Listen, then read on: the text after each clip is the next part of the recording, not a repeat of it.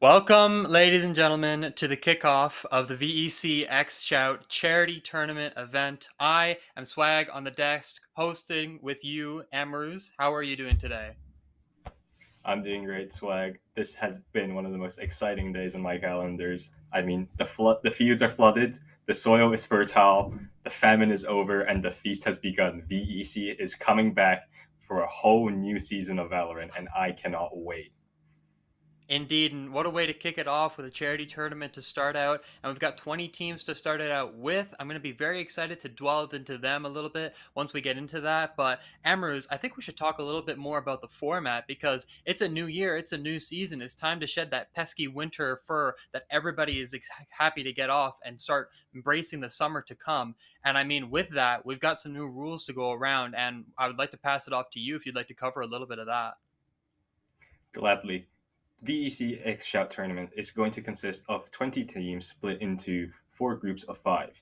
Each group will play a round robin, so everyone playing against each other to find the top two teams in their group. You win, a best of three, you get a point. You lose, you get nothing. At the end of this, these top two teams will then go into a bracket of 8 players, double elimination, and the winner will be the one who makes it all the way to the end. Some incredible stuff here, and I think it's going to be two very exciting weeks of Valorant that we have ahead of us ourselves, Swag. It is going to be very exciting as well, and we're going to delve into the teams very shortly. Looking at Group A right now, we've got Scammers, we've got Team ZZ, Virtuous, Defiant Forge, and Affinity. The only name that sticks out to me here, Amarouz, is Affinity. I'm familiar with them. Fairly good team. Is anybody here catching your eye? Well, I have to talk about Defiant Forge. Defiant Forge, the Game Changers division of the Defiance Esports Club. They have been going incredible in our recent scrims, and I look forward to see how far they can progress in this game. That is definitely going to be exciting. And we're going to head to the second group right now. Group B, let's see who else we can pick up. We've got Team Athena, we've got Era Esports, we've got Eight Figures, Hyperia Esports, and also Negative Veil. Now, anybody out of this group speaking to you? Are there any vibes coming off of this pool, Amarouz? Well, funny you asked that, Swag. That's going to be the teams we're casting today. Hyperia Esports versus 8 Figures up next. Athena versus Negative Veil to follow. Right now, I mean, I really am looking at 8 Figures. I think they're the most favorite team in this group, and I look forward to seeing them essentially go straight into playoffs. I think they are that good of a team that they are going to be able to really make their mark here and get that warm up that they so desperately need in order to come in iron hot when we reach the really, really big games. Indeed, we were talking about this squad and they're looking pretty hot, but we're going to talk about them later. Right now, moving to Group C, we've got Challengers, Frostfire, Defiant Esports again, Saint X, and then also Nine Lives. Nine Lives speaks to me a little bit because it's just a name that I've known a little bit in the Valorant scene. But then Defiant Esports, that also speaks to me because didn't we already see them, Emerus? Indeed, so this is the main division of the Defiant Esports Club. Defiant Esports play a very high level of Valorant, and more so players all in both in aim, game sense, and definitely in terms of team playing coordination. They are a team to look out for and one of the heavy hitters to try and break through here in Group C.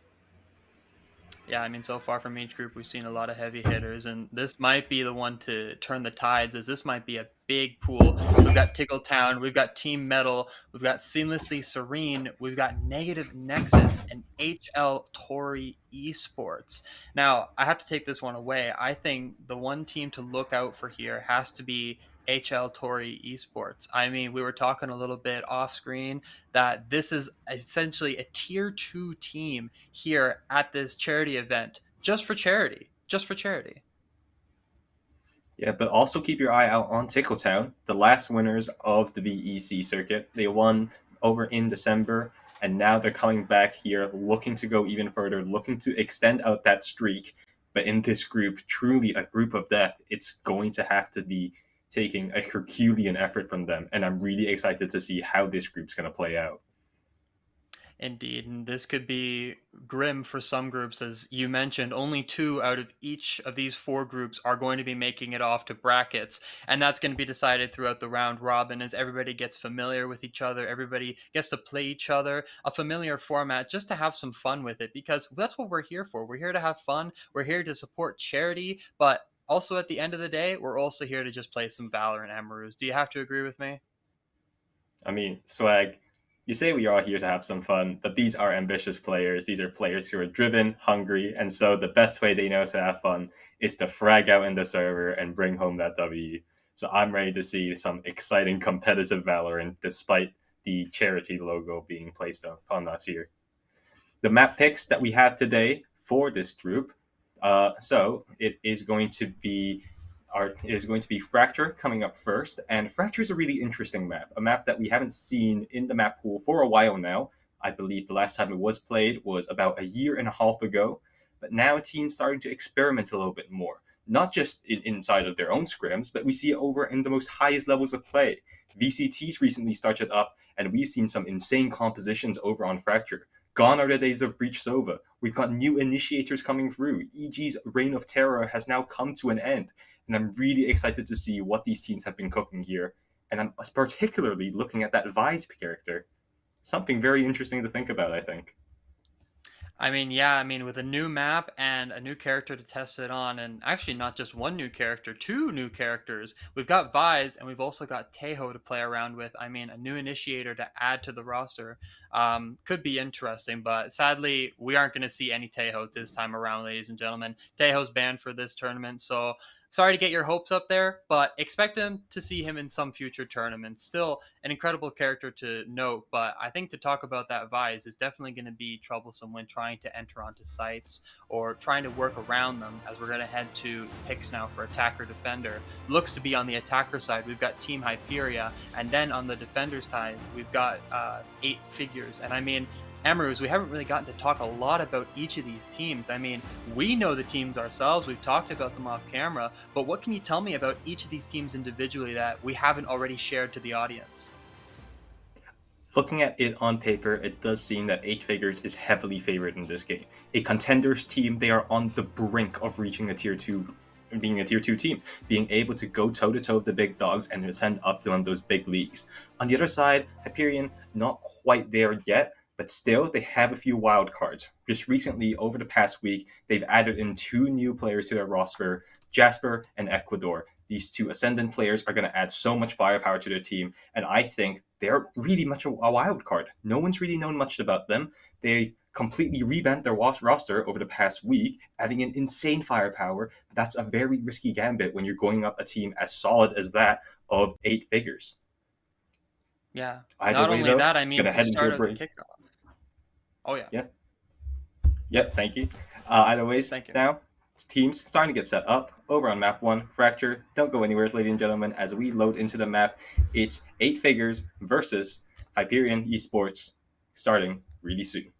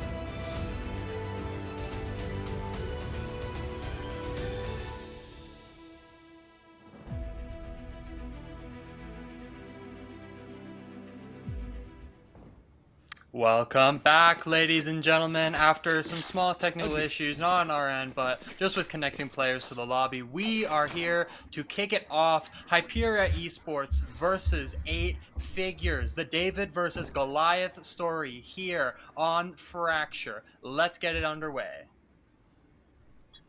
Starting off, heading towards this B site, it's a 4-1 split here. Quite unusual to be moving here with those cat ears as blast bolts. That's really funny.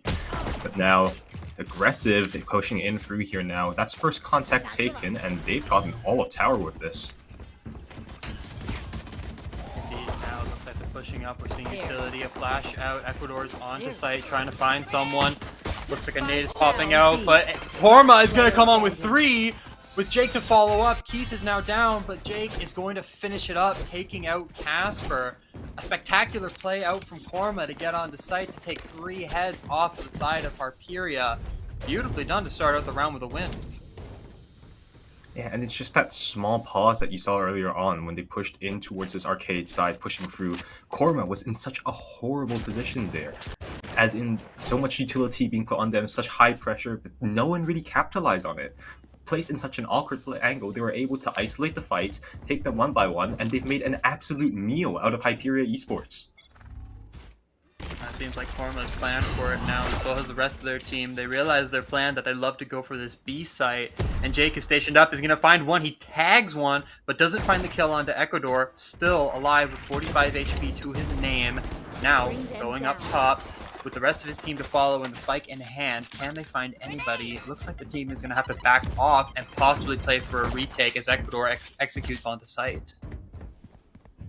The plant coming down very slow though, and everyone already here as well. The plant's gonna come through, they're gonna get denied, and now those smokes fading make things all the more difficult, and this firepower that they have is going to overwhelm them. They need the plant to come down soon, and indeed it will. Spectro trying to make a play, but nothing to be done there. And it's just an easy cleanup at this point. Andar, so far away from the action, able to at least get 1 for his team, but against Free and the spike already defused the hull. He'll be lucky if he can find anything more. Clean conversion from 8Figures.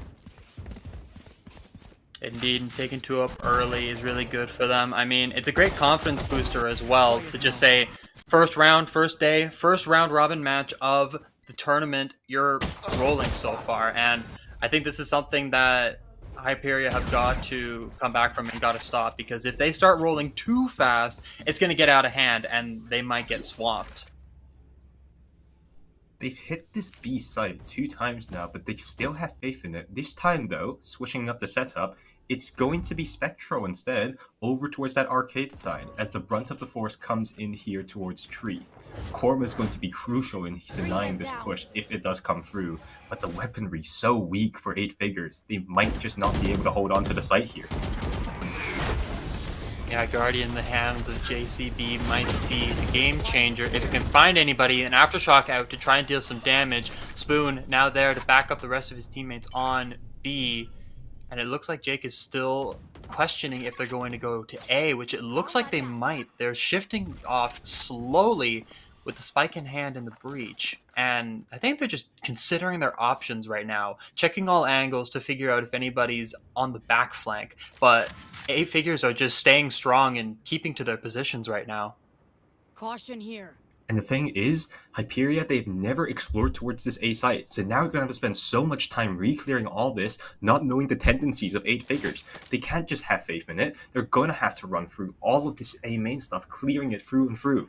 And that trip's going to give them early information as well for 8Figures, prompting a fast rotate. 30 seconds now on the clock. Hyperia, they need to make a move here, and it might just signal their death.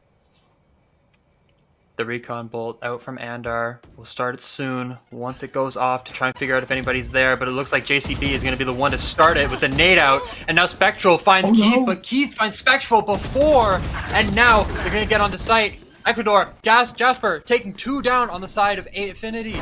Looks like they're going to get it out now. Can they find anybody else in the crosshairs? Looks like Jake is going to find Jasper, and now they're getting onto site. Looks like Korma is going to find one. It's all up to Plasbolt and Andar. Can they find anybody? Korma's going to find a second. Does he find a third? Andar is hiding in the smoke, waiting for it. Finds one, but gets traded out by Korma. Another 3 for the round. a stunning player so far in these last 3 matches, or last 3 rounds.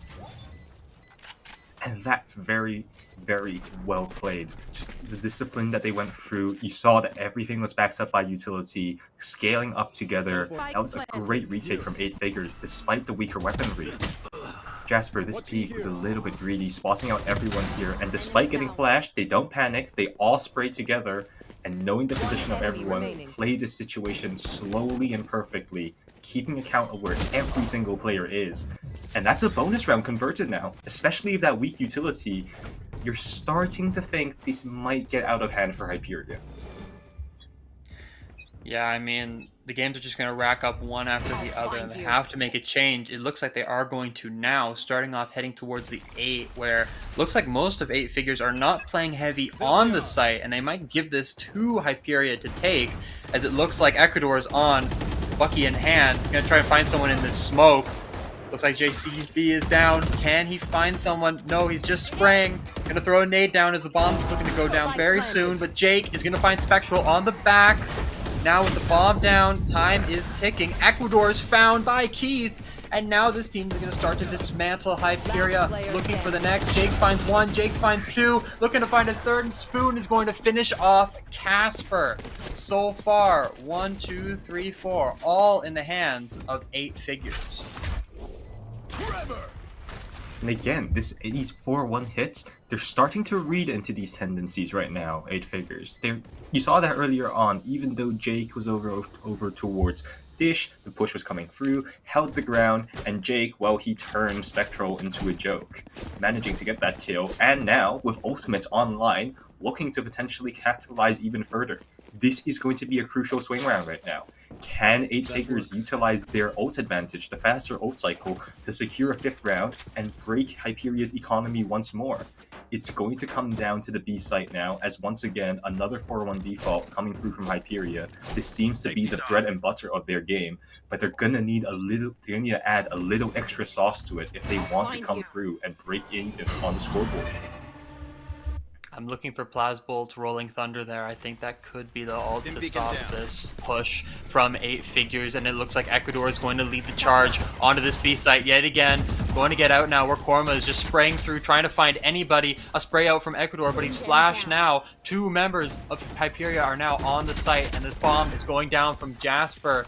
Let's see what can happen. Now Jasper's got his ult. He's going to back off here, and he's going to wait for the tap. Spectral is going to take down Jake, but JCB is going to answer back, and now the Nightmare is out from Korma.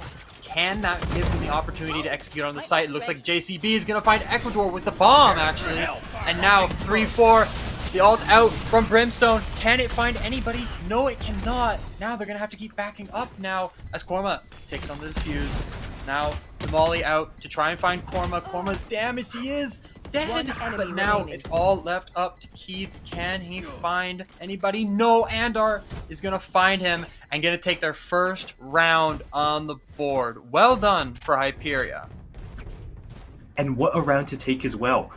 Invested so much ultimates from the side of 8 figures, while on the other side, pretty minimal investment. A Brim ult, sure, from Hyperia, but they didn't use up that Sov ult, they didn't use that Breach ult. They just got into the site, knowing the tendencies of 8 figures to play retake, took the site for free, used the minimal utility, played off, only leaving JCB to try and take a duel and Spectral on the lurk, and it pays off. They've read into what 8 figures are doing now. The question is, can 8 figures adapt?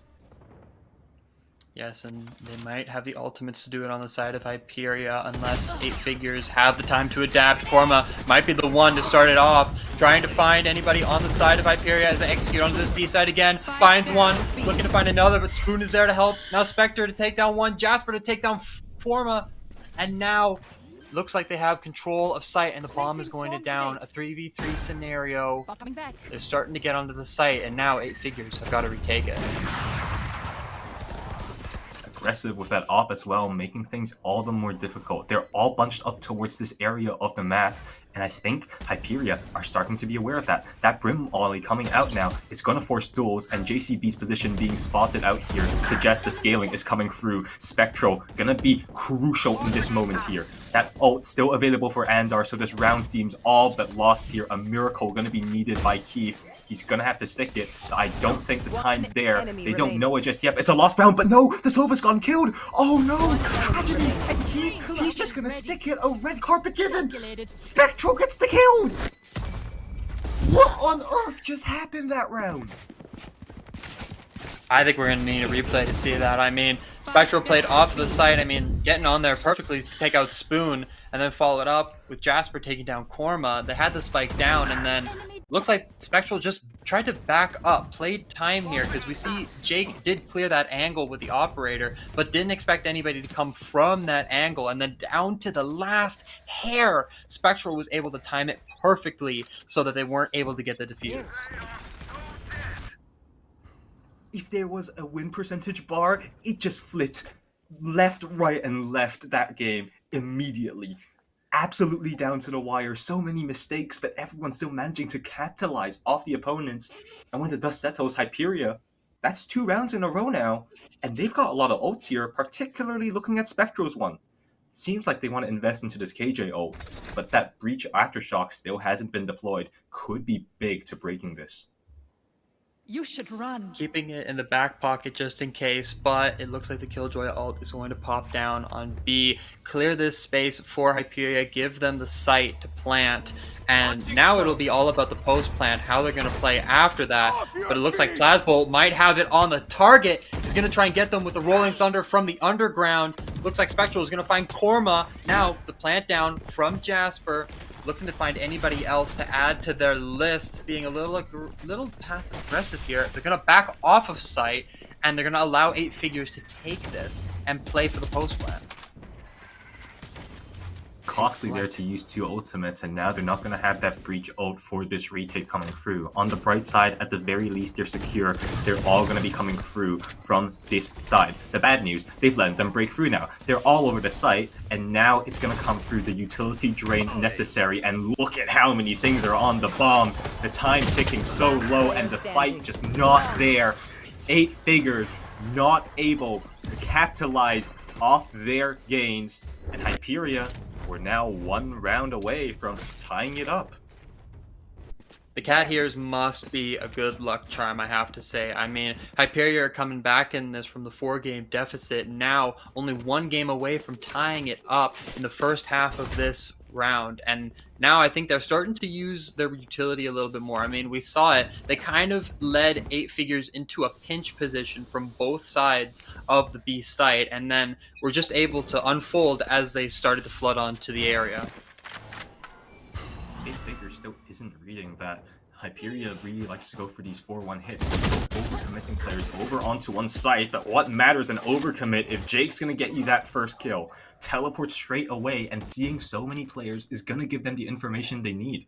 Look at how aggressive they are. Look at the amount of players rotating now. They're trying to bring the breach over to stall out this push even further and buy them more time if they need to for a retake, protecting these players over towards tower who are looking and itching to potentially take a fight here. Plasbolt might be the first one spotted out by Spoon, but no, his head is just going to get docked, and so is Andar, and so is Jasper. Now, Plasbolt's going to get taken down by Spoon, the first off, and now he's going to back up after that, but Andar's got his crosshair on the angle. Looks like 8 Figures are holding this top area perfectly to deny any access onto the site. They've got 2 different angles to deny Hyperia the space, and now Korma is going to take down Spectral, and now it's 2-5. They're going to unfold now, and Korma is going to find another. Then he find the last note. It's going to be keys to find Andar, and they're going to take game 8 under their wing. Only a couple more until we're done this first half, and this could be devastating if Hyperia can't come back from this. Really want to give props there to 8 Figures for their strategy that you saw earlier on. Earlier, I criticized them for always playing retakes, always allowing that much respect for Hyperia. But earlier on, you do see they have some protocols. They have 2 players stuck in tower and they can't play retake. Dump utility to help them. Give them that stun, give them that flash, give them a smoke, give them anything, and that's enough to pause this push, give them those favorable fights. And I mean, when you have players like Korma who are lighting up right now, as well as players like Jake, but just as I say that, Jasper, shining like a gem, is the one to get the first kill. and the breach ult coming through now, an even bigger advantage. They've made their mark clear here. The 8 figures, they want to lock down this B site. A trade coming through, but that's enough to stop the push. The momentum stalled, and the question comes out now for Hyperia. Looking towards that A site they've neglected for so very long. This looks to be very much so in 8 figures' favor, despite the man disadvantage. I mean, 2 alts invested, both the Brimstone and the Breach. I mean, would have been in 8 figures' favor if they could have taken more advantage off of that, but Hyperia were able to claw back so very nicely, only losing 1 man, as now they have a choice to make. Do they go for the long-awaited A push, or do they revert to their tried and true love, the B site, where Spoon is ready to take on any aggression that appeases to him? And it 30 looks like seconds Hyperia left. are going to go for the B site. With 30 seconds left, they have no other option. They have to push on to this, and Spoon knows this. He knows he can peek this angle. Plasbolt's going to go up yet again. Can he find someone? You know, he's going to find Spoon. Now they take this space. They're going to get onto the site, and they're going to deny 8 figures the round lead. It looks like they're keeping this close, and they're keeping this interested. I'm gonna be honest. Hyperia are coming back. Spoon there played it very risky. You saw that the initial skirmish occurred, but that's the first time that I've started to see Hyperia's strat book. They've gone from these standard 4-1 hits, 4-1 hits, 4-1 hits, to a little bit more mid-rounding. You saw a little bit of a pause there as they stayed over towards the defender side, trying to figure out the moves, but when you saw that dart hit and they didn't see anyone over towards A, they suspected that the dart was going to be enough to fake out the players on 8 figures. And so, transitioning back towards the B site, they make it there on time, and now they're rewarded with this raise ult, but it might not just find value. In fact, it's Spoon to open us up, and the raise ult, it'll go unanswered. The Plasboat's there for the trade, and now the site is given. The plant will come down. It's another retake situation for 8 figures. Good. Looks like VECtournaments gonna find one. Does he find another? He does! Finding 2! And now 8 figures with Spoon and Jake left, playing off-site Teleport's ready. to try and get on. They're going to back away from this, and it looks like they're going to save. A smart move out from 8 figures, because they can leave this a tie. I'll be fairly honest, this is not the end of the world for 8 figures. What they don't want to leave this to is the disadvantage. If they lose both of that guns, that could threaten their economy a little bit. Not to say they'll be out of weapons to face Hyperia, but it is a smarter play, the textbook play that you want to see out of these high-tier players and teams, is playing it smart rather than just running and gunning, because that just doesn't work at this level. Really excited about how Spectro's been playing so far. When I did the research and analysis for this, I was wondering very much about Spectro. A platinum player at this level playing against Immortals, it really did feel like that potentially he wouldn't be able to hang. His gun skill might just leave him a tiny bit lacking. But I think that round's answered it. Definitely, Hyperia, they are disadvantaged. They are David in this case. But David always had that slingshot. And that slingshot for Hyperia might just come in the form of their KJ player, currently 10 and 6. I mean, leading the charge right now, and a great KD to start it off. Now, getting a little slower into this round. I mean, these are the next 2 rounds that could decide if this is a 2-game deficit to one team or if it's going to be 6-6 tied. We will find out soon as they enter on to B site. Hyperia are getting aggressive. They're spraying out, trying to find anybody. A alt line out to try and find someone. A raise alt to find 2! Ecuador and Plasbolt are out of the game now with a team advantage. 8 figures are looking to execute onto site soon. It looks like they got a fade ult to do it as well. They could use it, or they could keep it in the back of their pocket. Let's see what happens. Hyperia are playing off site. Keith out now with the ultimate. And the Sova ult as well to try and find anybody seeking the defuse, but is going to find it. And the defuse out from 8 figures is going to win them the round. And Jasper with 2 kills to end it off, and then falling to the hands of Jake. I mean, that was an exciting round, Amarouz, and a lot to talk about indeed. Eight Figures absolutely just snatched victory from the jaws of defeat. There was absolutely no world in which they were supposed to win that. It was a missed overall. It was an incredible initiative over earlier on towards the A site, giving them that information to rotate towards B. It was the Rays deciding to pop that rocket, throwing it a little bit of a Hail Mary, and managing to find two. And now they've put themselves in a position to not just tie it, but take it to a win for them on this half. JCB, that's 2 and a lot of damage onto Blast Bolts. Blink of an eye, it felt like Hyperia were in control after that initial troubles, initial pains, but now it seems the script has been flipped one more time. Eight Figures, they've got it all to them right now, all the control they need. Just 2 more kills to find, and they'll be able to come out here with a great advantage coming into this next half. Andor and Spectral are still keeping it slow on this A site. The bomb is down now from Andar, and Spectral is going to answer back from the aggression out of JCB and find 2 players on the side of Eight Figures, keeping it at 2-2. Now, JCB looking to add to his kill record, trying to find anybody on the site. Will he find Spectral or Andar? The Fatal out in this last game of the half. Looks like JCB is going to find one. Does he find the second? He does not. And looks like Korma is there to be the supporting factor to give them this 2-game lead. The defuse is down, and we are into our second half now. I mean, the aggression out from Eight Figures in the start, Amarouz, was absolutely bizarre, but it worked for them.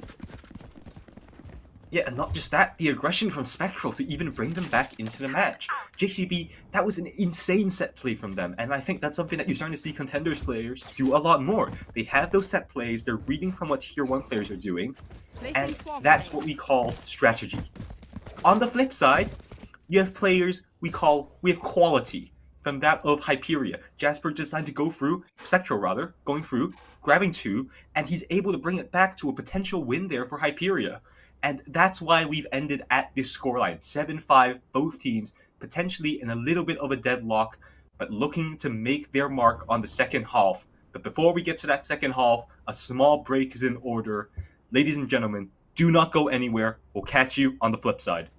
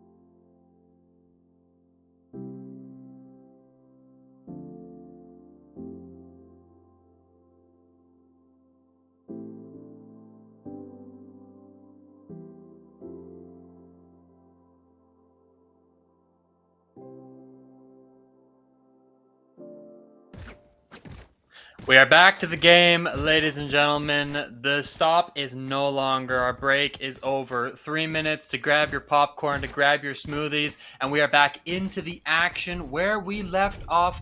8 figures. The David, or the Goliath in this situation, has now been stunted by the David of Hyperia Esports, keeping it close, not letting this become a total blowout game. And now they are only 2 games down, now on the defending side. Let's see how they can handle the aggression that we've seen so far on the defending side from 8 figures as they push on to the attackers side. Super interesting decision here from Hyperia to place 4 players on top of their KJ utility over towards B. That suggests to me they're looking to give up this A site. They have a set retake protocol here, and instead they're going to use their firepower to explore out towards this arcade side, maybe collect a few orbs here, but they're going to come up empty-handed. The real hit's coming over towards A main, and it's going to be up to Andar to relay that information to the rest of his team. Utilities coming out now, the bomb's out, the stim beacon. Planting is coming down now from Korma. Let's see how Hyperia can execute this retake. I mean, they must have something in the back pocket if they put 5 over to the side of B. And let's see if they can execute it. It looks like Andar is going to come out with a recon bolt soon to try and figure out where everybody is on this site. Some shots out. Ecuador to take the first blood. Now, backing up a little bit. Spectral trying to find someone as well. Karma is found, and found by Ecuador's gun. Now trying to find a couple more. Looks like Spectral's going to find one. Andar is getting taken out by Jake. And now 2 left on the side of 8 figures. Keith with a fault line to try and find Spectral, but he cannot deny Spectral. But Jake is going to find 2. A 2-to-1 scenario now. The spike is being stuck by Plasma Bolt with only 1 sliver of HP left. And he's going to find the defuse with 0.42 seconds left. Jake with the 4K is not going to find his 5th, and Hyperia, what a way to start out on the pistol round. And just insult to injury, that spam through the box at the very end. But wow, what a great idea from Hyperia.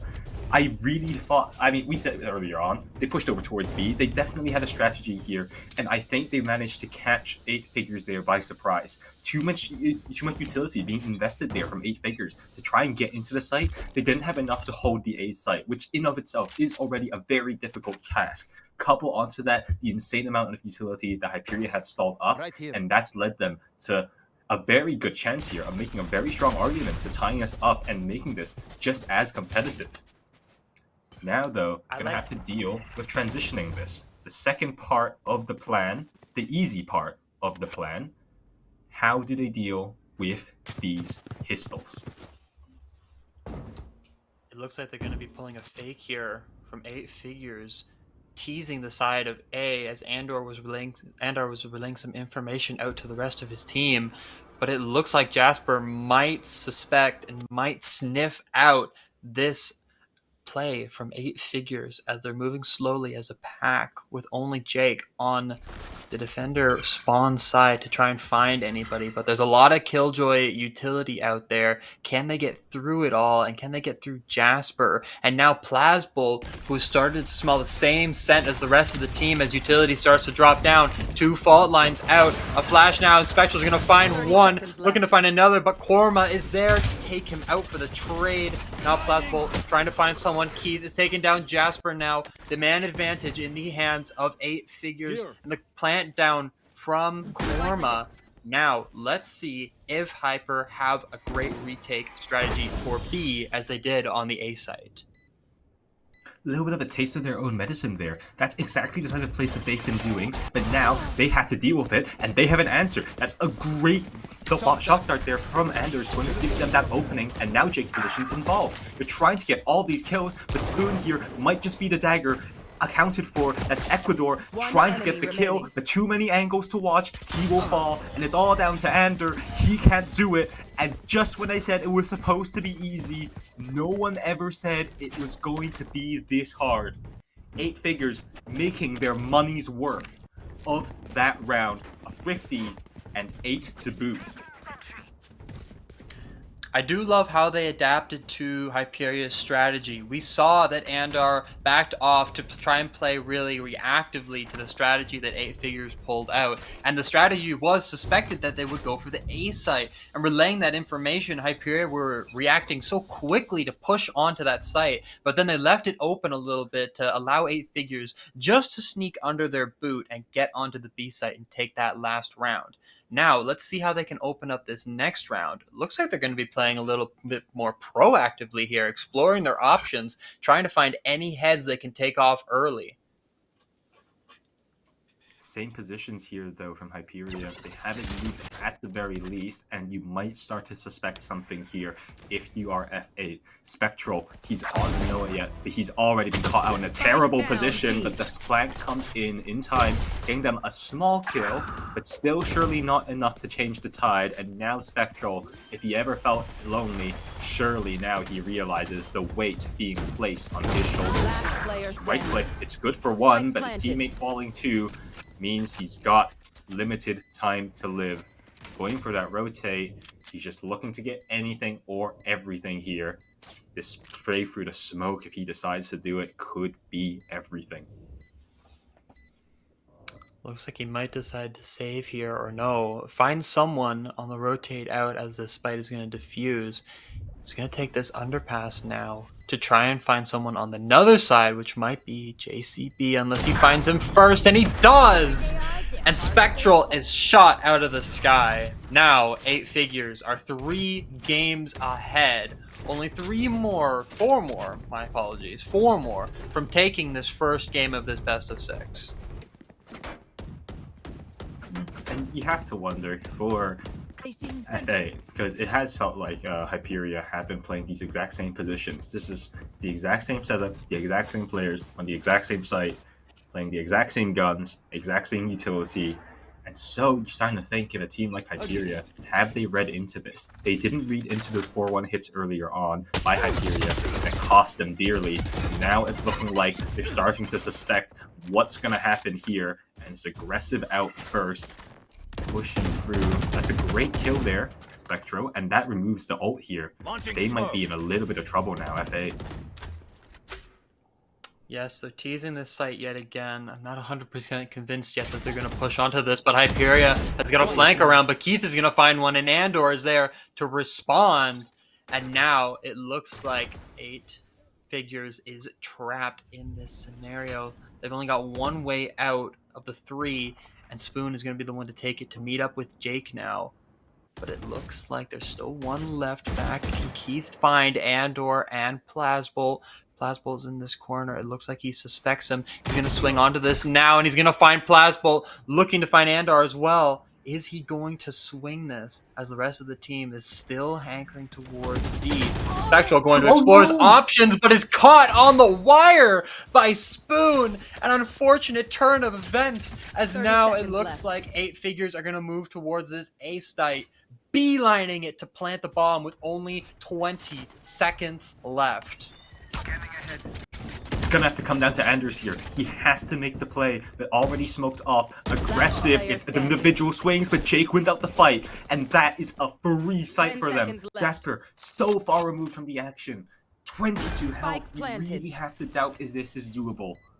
He's still over towards that B side, suggests to me they don't know where he is. Still trying to hunt, still trying to lurk. But Jasper, he's gonna have to make noise when he drops here, and that's gonna be enough. Position noted of 1, but Jake in the corner, not accounted for, swoops up that kill, and double digits is what F8 gets for their efforts.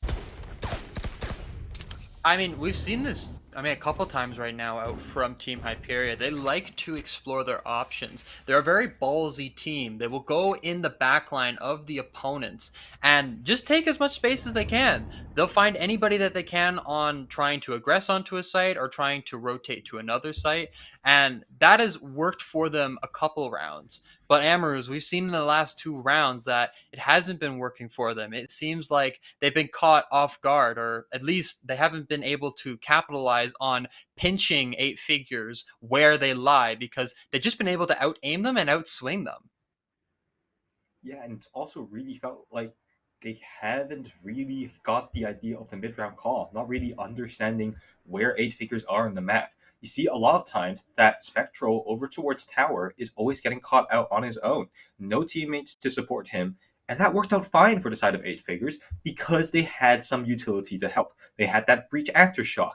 They had some smokes. They had a brim molly, anything to just focus the player over in tower on that rope, get that kill, and that's their whole job. It's not as easy as Hyperia think. They've been rolled by it multiple times now, but they're realizing there's layers to this thing. And that's what I want to see them develop further.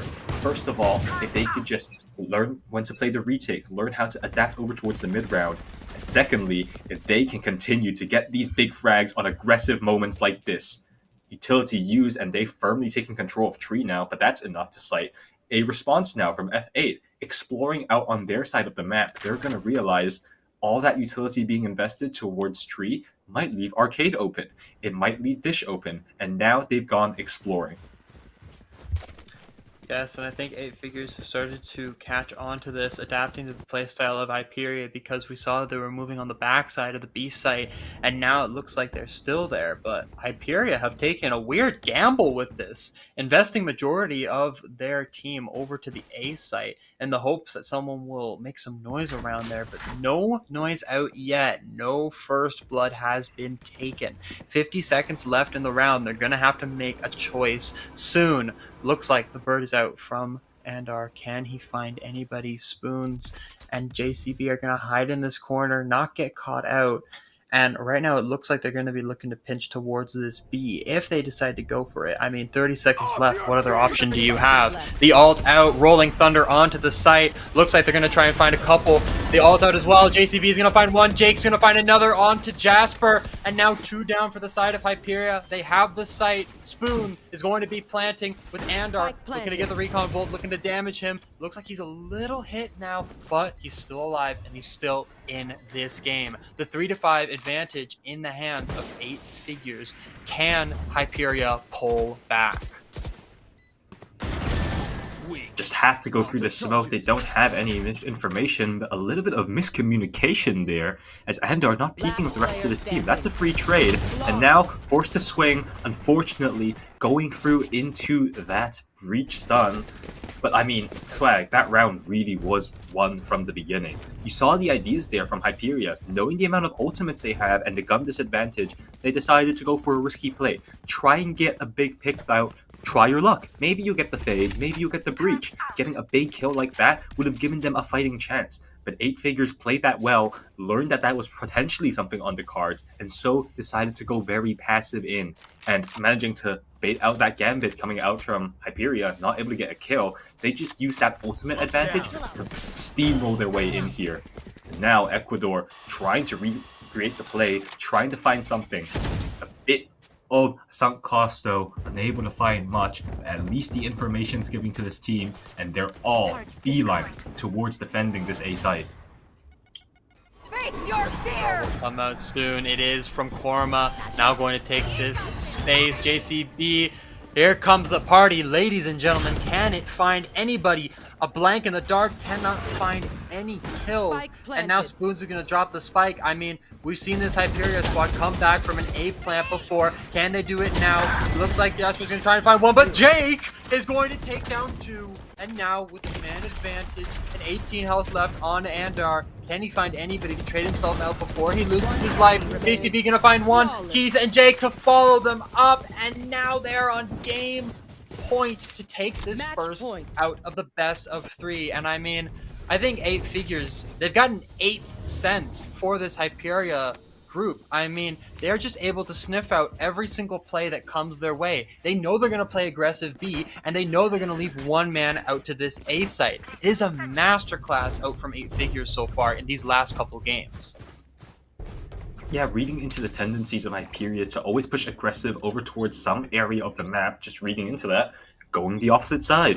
And Hyperia, they played that absolutely right. And now, doing it again, they've managed to get themselves an even bigger advantage. The same play 3 times in a row, but finally it pays dividends. JCB now caught alone, forced to use utility to try and stay alive, but the push now stalled. They've done their job. Now, Hyperia, all they need to do is pick up these new guns, get themselves those rifles, and pray that they're able to convert this into a 12-7.